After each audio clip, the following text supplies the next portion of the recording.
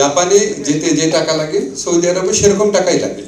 অনেক কথা আপনাদের বলবে। সৌদি আরবে অন্তত 40-50 জন যারা হোটেলে কাজ করে সবার সাথে আমি কথা বলেছি, অ্যাভারেজে 7-8 লক্ষ টাকা লাগে। জাপানে ওরকম টাকাই লাগে। কিন্তু জাপানে যে বেতনটা পাওয়া যায় সেটা সৌদি আরবের বেতনের প্রায় 10 গুণ। তাহলে তো আমাদের অনেক বেশি জাপান সেন্ট্রিক হওয়া উচিত ছিল। কেন হয় না? সিম্পল একটা জিনিস হচ্ছে, সৌদি আরবে যেতে কোনো স্কিল লাগে না, ওদের ল্যাঙ্গুয়েজও লাগে না। জাপানে যেতে স্কিল লাগে, ল্যাঙ্গুয়েজ লাগে, এই একটাই ব্যারিয়ার, আর কিছুই নাই। এখন আমরা যখন লুৎফি ভাই খুব কারেক্টলি বলেছেন যে ওখানে ডিমান্ড আছে, ওদের একটা মানে ডেমোগ্রাফিক ব্যাপার আছে, ওদের পপুলেশন, এইজিং পপুলেশন অনেক বেশি। জাপানিদের মধ্যে, কোরিয়ানদের মধ্যে আমি দেখেছি ওরা বিয়ে তো করতে চায় না, বাচ্চা না অত দূরের কথা, বিয়ে করতে চায় না। সেটা আরও দিনে দিনে সংকট বাড়বে। সো ওদের যে ডিমান্ডটা এটা আরও বাড়বে দিনে দিনে। এখন আমাদের কি সাপ্লাই আসলে আছে? সাপ্লাইটা কি জিনিস? আমার কাছে অদক্ষ শ্রমিক আছে, ল্যাঙ্গুয়েজ শিখছে অনিচ্ছুক লোকজন আছে, সেটা কি সাপ্লাই হলো? তাহলে আমার সমস্যার সমাধান তো একটাই, সেটা হচ্ছে আমাকে সাপ্লাই সেক্টরে দেখতে হবে। সাপ্লাই সাইডে যারা আছে তাদেরকে ওই ডিমান্ড অনুযায়ী প্রিপেয়ার করতে হবে, তাকে ল্যাঙ্গুয়েজ স্কিলটা করাতে হবে, তাকে আপনার প্রফেশনাল কাজের স্কিলটা ডেভেলপ করাতে হবে। আমি একটা ডেটা দেখেছি, আপনার 1 বছরে কনস্ট্রাকশন খাতে 1200 লোকের ডিমান্ড ছিল। যখন স্কিল টেস্ট দিতে গেছে সেখানে আসছে 50 জন, পাস করেছে 5 জন। তো ডিমান্ড তো সাপ্লাই, ডিমান্ড হচ্ছে 1200 লোকের, সাপ্লাই হচ্ছে 5। তাহলে আমার অ্যাকচুয়াল সাপ্লাই আর আপনার মানে নোশনাল সাপ্লাই হচ্ছে ডিফারেন্ট জিনিস। আমাকে সাপ্লাইটা বাড়াতে হবে, আমার শ্রম বাজারে সাপ্লাইটা বাড়াতে হলে আমাকে ল্যাঙ্গুয়েজ আর স্কিলের ক্ষেত্রে মনোযোগ দিতে হবে, এটা ছাড়া কোনো উপায় নাই। এখন আপনাদেরকে একটু সংক্ষেপে বলি যে আমরা কি কি করার পদক্ষেপ নিচ্ছি। একটা তো আপনার জাপান সেল করেছি, ডেডিকেটেড একটা সেল আছে, এখানে একটা ডেডিকেটেড ওয়েব পেজ করা হবে, আপনাদের সাথে রেগুলার কনসালটেশন করা হবে। আমাদেরকে হেল্প করার জন্য জিয়া হাসান প্রায় 24 ঘন্টায় কাজ করছেন। আমাকে লুৎফি ভাই বলেছেন, উনি একটা অসাধারণ প্রেজেন্টেশন দিয়েছেন, অনেক কষ্ট করছেন। তো এখানে উনি এটা ওয়েব পেজ ডেভেলপ করার ক্ষেত্রেও সহযোগিতা করবেন।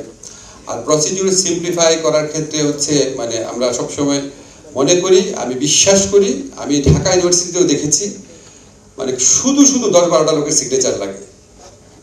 10-12টা একটু উত্তেজনাবশত বললাম, 3-4টা লোকের সিগনেচার লাগে। আর সরকারি কাজে 10-12টা লোকের সিগনেচার লাগে, কোনো দরকারই নাই। মানে খামাখা লোকজনের চাকরি দেওয়ার জন্য সিগনেচার দেওয়ার চাকরি দেওয়া হয়েছে বাংলাদেশে।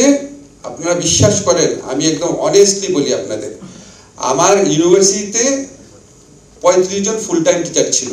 আমি আপনাদেরকে নিশ্চিত করে বলি 15 জন দিয়ে কাজ, 20 জন দিয়ে কাজ করা সম্ভব ছিল।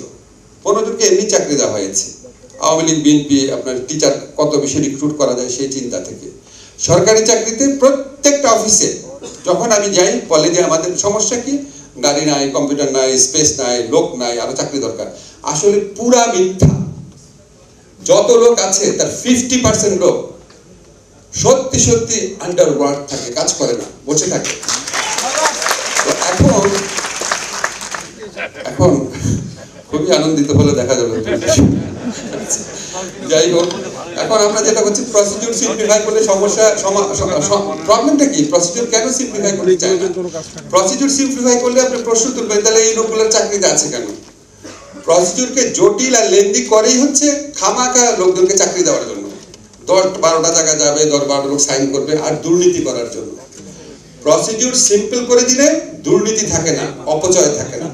আমরা সিঙ্গাপুরের ক্ষেত্রে দেখেছি আমাদের অনেক ধরনের প্রসিডিউরাল মানে লুপহোল ছিল। আমাদের সিঙ্গাপুর একটা অত্যন্ত অসাধারণ আপনার তথ্য প্রযুক্তির দেশ, সমস্ত কিছু রেকর্ডেড। তা আমার এখান থেকে এত কিছু চেক করার কি আছে? আপনাদেরকে গ্যারান্টি দিচ্ছি জাপানের ক্ষেত্রেও আমরা লুৎফি ভাইয়ের পরামর্শ নিব, জিয়ার পরামর্শ নিব। আমাদের মিনিস্ট্রি কর্মকর্তা আছেন অনেক দক্ষ, যত সিম্পলিফাই করা যায়। আমাদের এন্ড থেকে দরকার হলে কোনো প্রসিডিউরই রাখবো না, ওটা জাপানের এন্ডে দেখবো।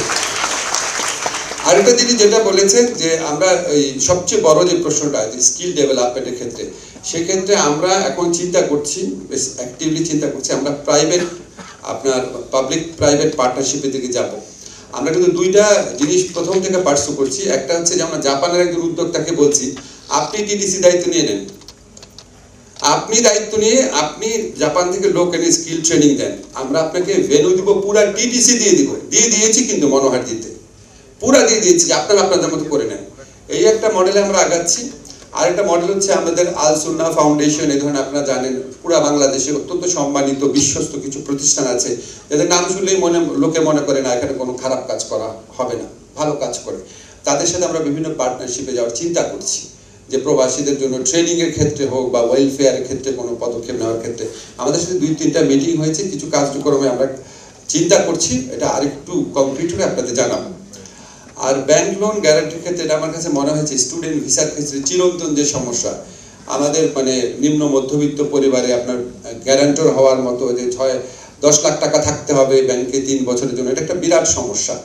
এটা নিয়ে কি করা যায় দেখি। কিছু কিছু ব্যাংক আছে যেমন আপনার সিটি ব্যাংক, তারা আমাদের যে কোনো ইনোভেটিভ কাজে আমরা যখন হেল্প চাই তারা আমাদেরকে হেল্প করতে আসে। আমরা তাদের সাথে কথা বলবো, যদি দেখা যায় কোনো ব্যাংক তাদের গ্যারান্টর হতে পারে সেটা সম্ভব কিনা চিন্তা করবো, অ্যাক্টিভলি এটা পার্সু করবো। আর আমাদের যে প্রবাসী কল্যাণ ব্যাংক আছে সেখান থেকে তো প্রবাসীদের লোন দেওয়া হয় কিন্তু স্টুডেন্টদের লোন দেওয়া হয় না। আপনাদের কাছে কথা দিলাম, এটা সিরিয়াসলি চিন্তা করবো স্টুডেন্টদের ক্ষেত্রে লোন দেওয়ার ব্যবস্থা চালু করা যায়।